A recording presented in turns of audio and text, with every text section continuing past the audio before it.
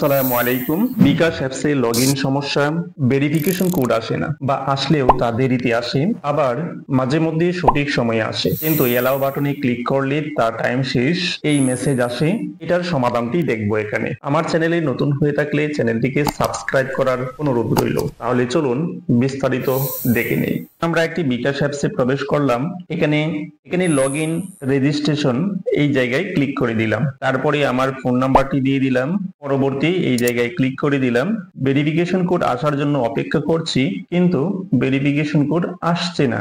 এভাবে বারবার ট্রাই করছি, করার পরে মাঝে মধ্যে আসে, তখন টাইম শেষ হয়ে যায়। আবার কিছু কিছু সময় যথাসময়ে আসে, আসার পরেও সেটির এলাও বাটনে ক্লিক করার পর আমাদেরকে দেখায় টাইম শেষ। এই সমাধানটা করার জন্য আমরা বিকাশ লিমিটেড চ্যাট অপশনে চলে আসলাম। আমরা এখানে চ্যাট করার মাধ্যমে আমাদের অভিযোগটি বলবো, তখন সেই সমাধানটি আমরা পাবো। সেটার জন্য আমরা প্রথমেই বাংলা সিলেক্ট করে দিলাম, তারপরে কাস্টমার সার্ভিস এটাই ক্লিক করে দিলাম। এখন বলা হচ্ছে আমরা কাস্টমার সার্ভিসের সাথে কথা বলবো কিনা, আমরা হ্যাঁ বলে দিলাম। তারপর আমাদের নাম লেখার জন্য বলছে, আমরা নামটি লিখলাম। এখন আমার ফোন নাম্বারটি দিয়ে দিলাম।